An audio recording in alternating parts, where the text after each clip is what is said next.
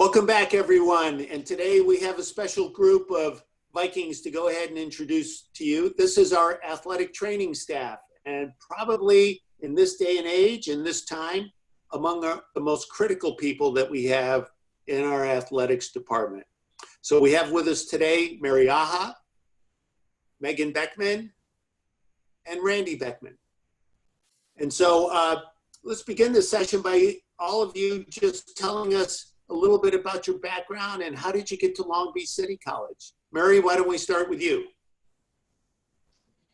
Thanks for asking. I was a community college athlete from Modesto, and I needed to transfer finally. And so I transferred down to Long Beach State to finish my degree, and I had no intention of being an athletic trainer, but I walked into the training room at Long Beach State and asked Dan Bailey if they had some work study hours available for me since I was a financial aid student. So I started working in there and changed from a coaching major to an athletic training major, and Long Beach was it. But my desire was always to be at the community college level. So when that moment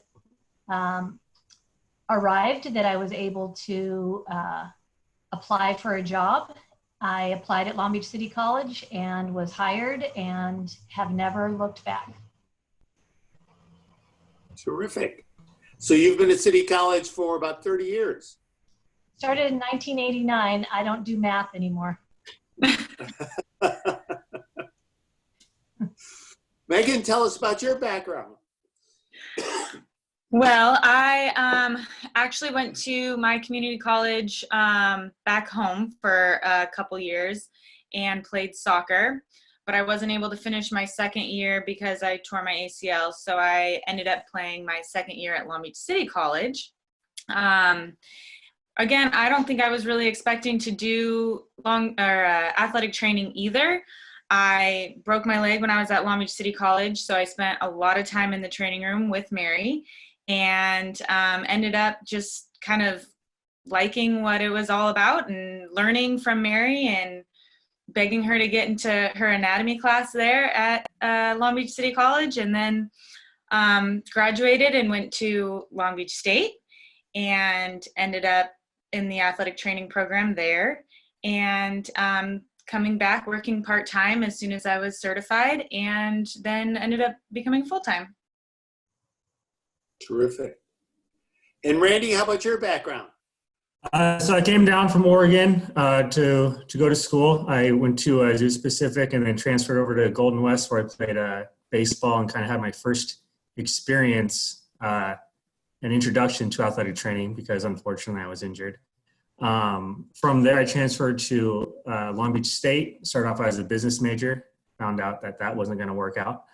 So I transferred over to the athletic training side, where I met Megan. She was in my cohort, and did a rotation with Mary as an athletic training student at Long Beach City College. Kind of introduced myself to Long Beach City College. Once I graduated, I worked as a strength conditioning coach. There are some opportunities at Long Beach City College I applied for, and fortunately I got it, and I've been there ever since. Terrific. I have two questions for Megan and Randy. One is, who is the better athlete? Randy's going to say Randy. I think I am. Take it, Randy. And you two got married about a year ago, a little over a year ago, and now you have a son who will be maybe the third generation on this screen someday of athletic trainers at Long Beach City College. Tell us about Maddox. Maddox is fun. He's only 2 weeks old, so it's definitely been interesting. I personally have never been around babies a whole lot before him, so it's definitely been a little bit of an experience, but it's super fun. He's a really good baby. He sleeps a ton. I think all newborns really do, but yeah, it's been an experience. It's been fun to watch us grow into parents. Randy, you want to add anything? Yeah, not a lot of sleep for us. Decent amount of sleep for him. A lot of diapers. but it's all good. It's a lot of fun. And before you know it, he'll be out of diapers and he'll be running around, and it'll be a lot of fun. You know, this is just such a strange time.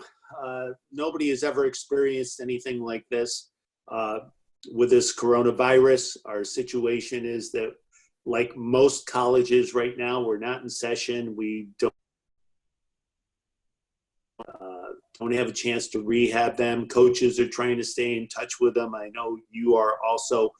What's been the biggest challenge for each one of you during this time, and how have you handled it? What have you been doing to go ahead and try to get through that challenge and really stay connected to our athletes? Randy, why don't we start with you?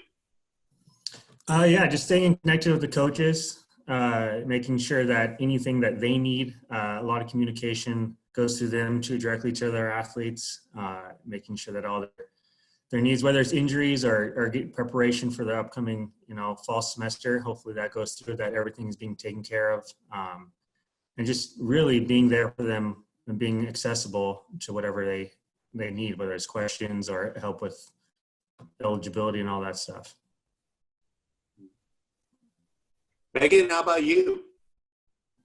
Yeah, I think the biggest challenge for me was definitely in the beginning when we kind of got cut short on our seasons, just kind of missing that whole aspect of being at games and missing our athletes and being around our athletes. I mean, that's why we do what we do, is, we love being around athletics. So it's definitely different being at home, working on the computer all the time.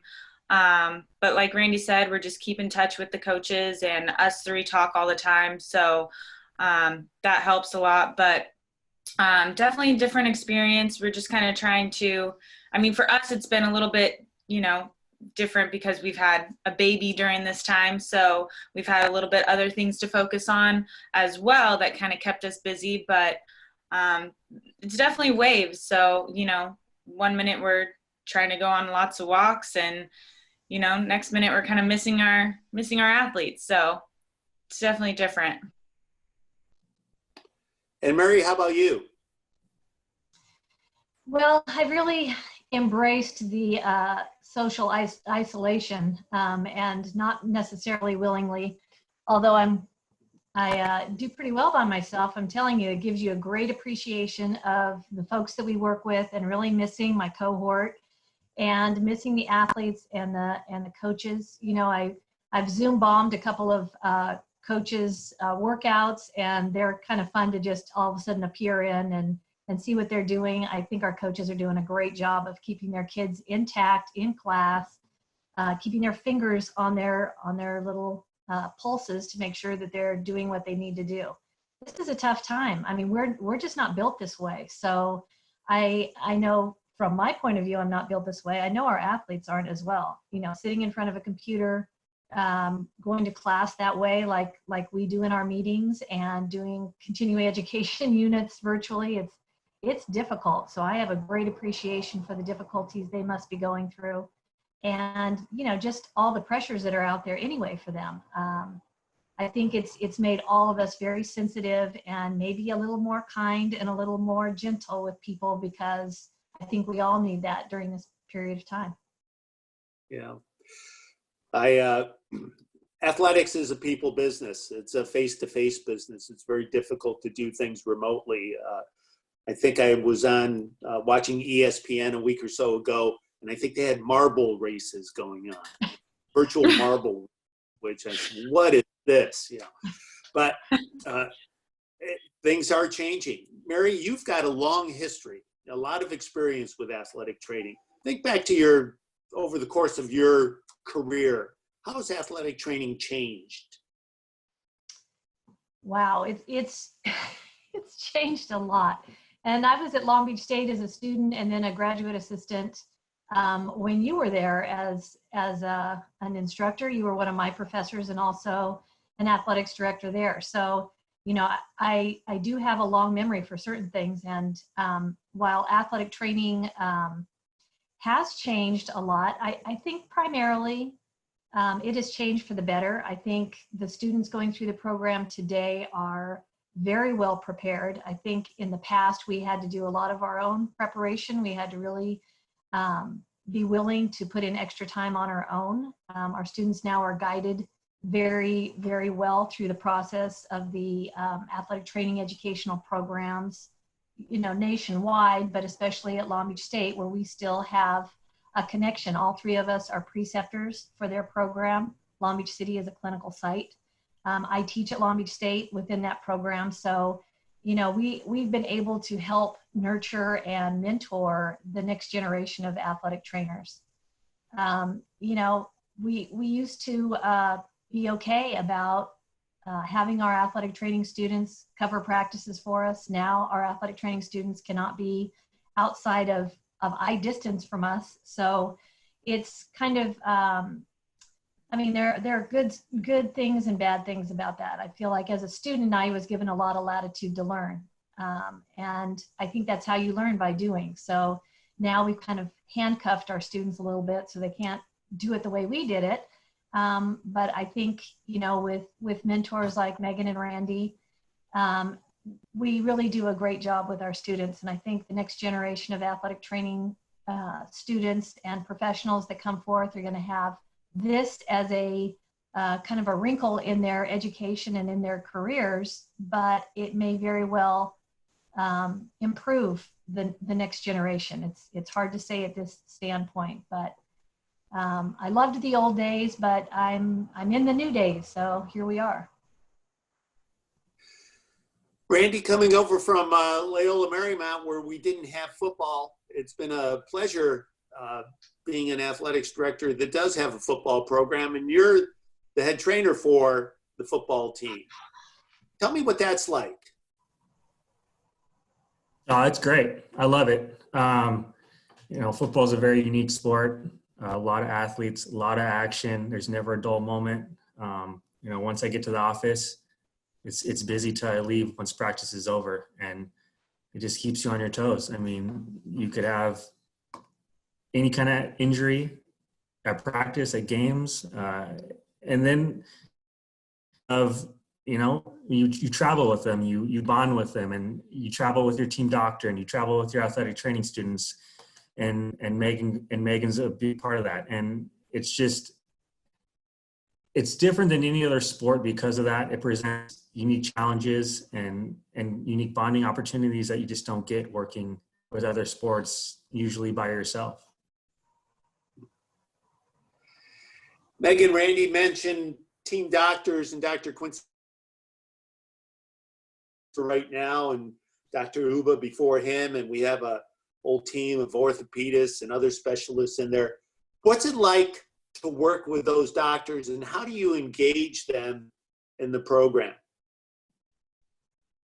Yeah, it's honestly so work with the doctors that we have. I wasn't there initially when Mary was the one who got Dr. Uba on board and Dr. Warden, who then brought Anthony on board.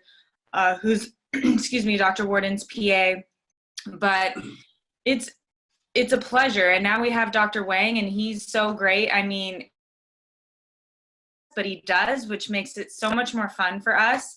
And it's a great way for our students to kind of pick his brain, on the way down for, 4-hour drive, and on the way back. And they really get to see kind of what he does from a doctor perspective and a physician, and they get to really bond with him. So it's a really good experience. We throw them into situations where, we say, okay, let's have Dr. Wang read your evaluation, and they're kind of, shocked, but they feel comfortable because they've had that bond with him a little bit. So it's awesome. And then being on the sidelines with Dr. Warden and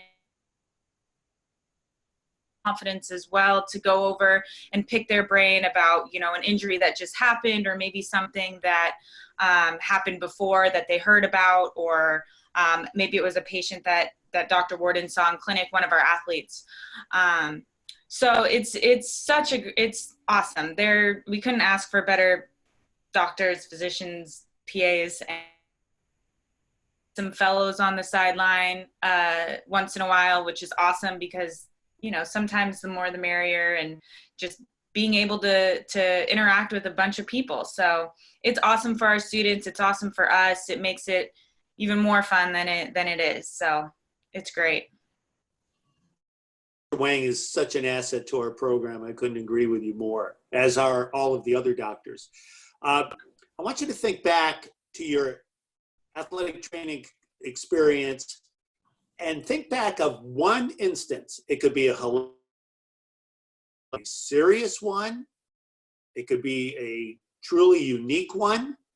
Give us a story about an experience that you've had that you would like to share with someone, but remember to eliminate all of the names of the individuals involved.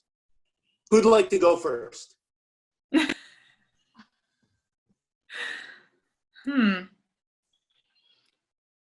I'll go first. It's kind of related.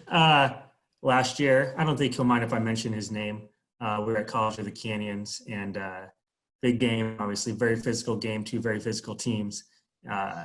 I was standing about the 40-yard line, and play goes down the field, and all of a sudden we see a huge commotion on the sideline, and people gathering around Dr. Wang. And so I run down there, make sure I see what's going on, and apparently he got just absolutely crushed on the sideline by one of our athletes, and ended up breaking a finger, and we had to do a full evaluation on him, lay him on the table, and something we weren't prepared for, something obviously he wasn't prepared for, but I guess in this you have to be prepared for everything. So that's why he was wearing a cast the next time I saw him. That's right. Physician, heal thyself. Megan, how about you?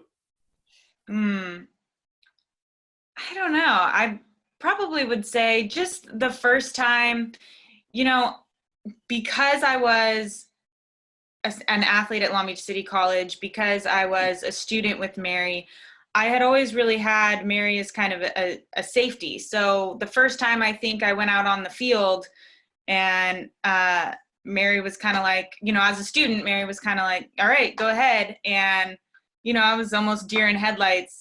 This is just me, go out there. And I remember my athlete was wailing on the ground, screaming that she couldn't feel her legs. And I was like, okay, let's do this. So, it was handled. Clearly she could feel her legs because she was rolling around, and everything was fine. But I just remember that moment of, well, it's go time, and I've eventually got to do this on my own. So, here we go.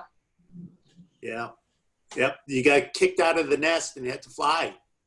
And I was glad it happened as a student, because, that's, you don't want it to be where you are by yourself and you are the certified. And, so it's nice as, being at Long Beach City College, we have shared that, Mary and how she treats her students and treating them like, eventually you're going to have to do this. And now Randy and I do the same for our students, that, eventually we're going to have to work with them, and they're going to have to be on their own. So it's nice. It was a good experience as a student. Great. And Mary, how about a memorable time for you?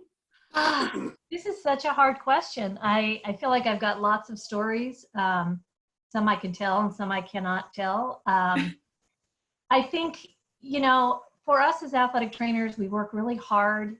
We have long hours, and along with that, if you don't have a sense of humor and an outlet for all of that, then you're sunk. So I feel like I was raised in the profession by my mentor as, you work really hard and you play just as hard, and you enjoy each other, and you find reasons to be together outside of your work environment, because that makes for a stronger unit within the work environment. And with that in mind, when I was first starting to work with football in the middle 90s, I didn't work football until, for a few years after I was hired. But I had a great group around me of athletic training students, and Dr. Uba was our team physician at the time.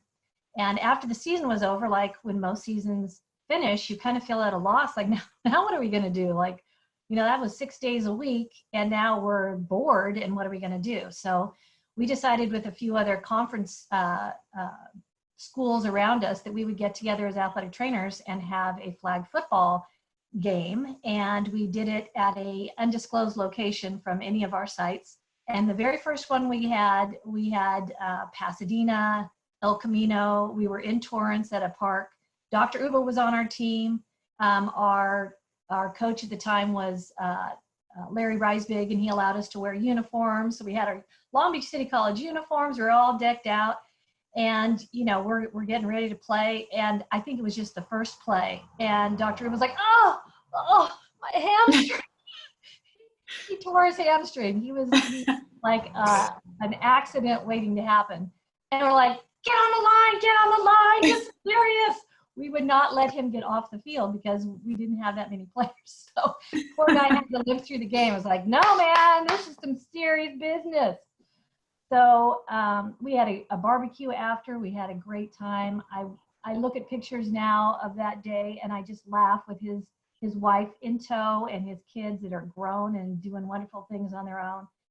And those are memories that we will always have. And I feel like we're making memories like that every day. So I think perspective is so important, especially during this time. And, just making yourself relevant for the moment and not just, what are we going to do? What are we going to do? We have to do something now. And so I think those kinds of moments that we've had in the past help keep us engaged in the present.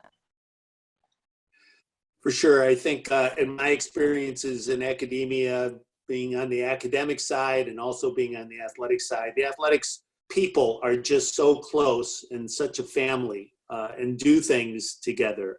It's a great environment to be in. It's different than just about any other place on a campus, and quite honestly, probably different from most places that people are working in because we spend so much time together and because we are really focused on our students and student athletes. It's absolutely terrific.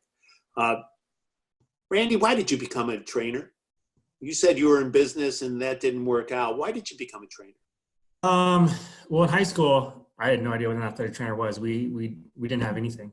We were playing baseball, football, basketball. If you got hurt, it was basically straight to a doctor, get checked out. A lot of times I conflicted with practices and games. I came down here to play, athletics, and was exposed to athletic training from day one. And the world of athletic training, took my first athletic training class at Golden West College and really liked it. I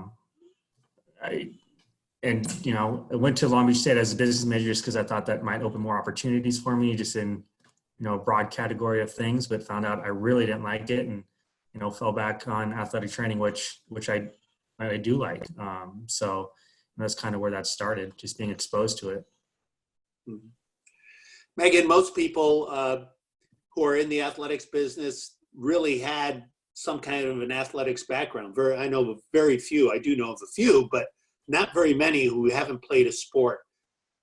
Seems to me like some of the people who are in athletic training, or a vast majority of them, are people who got injured. Appreciated the impact that a trainer or the medical field had on their recovery. Did that play a role in your case? Because you mentioned that you had a knee injury. Did that play a role in you deciding to be a trainer? Yeah, absolutely. My first injury, I injured my knee when I was playing indoor soccer. So it was just kind of a pickup game. There was no, medical staff or anything. So I never saw an athletic trainer. I saw a lot of physical therapists, and I thought I wanted to do physical therapy, and then realized, for me, it wasn't for me. I didn't like the clinical setting and just being inside. And it was awesome to see people recover, but it just wasn't really all that I wanted to do. And then when I injured myself at Long Beach City, I think with athletic training, we're in the background a lot. We don't, people don't even really know we're there a lot of the times. And then, when someone does get hurt, that's when people are like, hey, I need to see someone. And, we're right there. So I think for me, I didn't really have much involvement with athletic training until I was injured. And then I spent a lot of time in the training room, and I probably felt the best that I've ever felt coming back the next season, stronger. They didn't just work on my leg that I broke. They worked on just me as an entire athlete and as a whole. And also, you know, the emotional part of it too. It was my third season and I was ready to kind of move on. And I really didn't get to finish strong. So, you know, once I recovered and I was able to play my last season and I had a great season, you know, it was really because of my athletic trainers and Mary's students as well, that Erica and Liska, that got me going again and strong and feeling better than I did before. Mary, so many athletes who are injured, and especially maybe with some real major injuries that threaten whether or not they're going to be able to play anymore. Their careers may be over because of an injury. Their egos and self-esteem are all formed in the image of being an athlete and being active. And when they're hurt or they're not able to perform anymore, their self-image changes. And have you seen, or tell me, how do you work with student athletes, not only getting them through the physical part, but getting them through that mental aspect of trying to rehab, of maybe knowing that it's not going to work out for them anymore after this kind of injury? How do you deal with the psychological piece in there? Because everybody thinks that trainers are really just dealing with the physical. But I've seen trainers at work, and that's not true. They really do have to deal with the psychological aspects of dealing with athletes. How do you deal with that? That's a really good question. And I think for all of us in our cohort, we've all been injured as athletes, and we all had to seek help from an athletic trainer. So I think intuitively we know what that feels like, to have something taken away from us that we worked really hard for, and now we don't know where that leaves us. So I think all of our approach with athletes that have been injured is to keep perspective and to set goals for them, because by achieving goals, however small, you know, you can look back and see where you've come from. So I think goal setting is a huge part of that. You know, athletics is a platform for the rest of your life. So I feel like it's always in the athlete's best interest to give them that perspective of their entire life and what athletics is doing to mold them as a person going forward. So all of the adversity that they suffer, they will rise above that and it'll make them stronger. And whatever pathway opens for them, while this one looks like it's closed, there is always another path. And maybe that's the path they were supposed to be on anyway. So I think while we want them to come back, we want them to be the best person that they can be. We want them to be 100% of what they were before. Still, you know, we keep a perspective of that, and setting goals is one of those things. And, you know, talking about life in general and not just the microcosm that is athletics, I think is important for all of us. We've got to have balance in our lives. And they've got to set those goals, and they've got to be a part of that process. So many times I think people, athletes and individuals, feel like they're being talked to instead of talked with. They're a part of that process. We engage them in part of that process. They are in charge of it, and we are helping to facilitate it. So I feel like as facilitators of athletics and of education, we give them the best possible launch to go forward. Well, as we wrap this thing up, I want to ask one more question of you. Tell me either the last concert you've gone to, the last book that you've read, or the last movie that you've seen. And Randy, we're going to start with you. The last movie I saw, we just watched Lawless. You seen Lawless? It's a pretty good movie, kind of about Prohibition era, rum running, kind of brutal, but pretty good. I think pretty realistic, based on a true story. Check it out. It's pretty good. Got to put that on my list. Megan, you can't say Lawless. I know. Well, I don't really go to concerts much, and I don't read a whole lot. So I would say the last concert I went to was probably Stagecoach, maybe 3 years ago. And, you know, obviously that's not happening this year, but it's it's a really fun time. You know, you see a bunch of people, and it was fun. So probably Stagecoach 3 years ago. And Mary?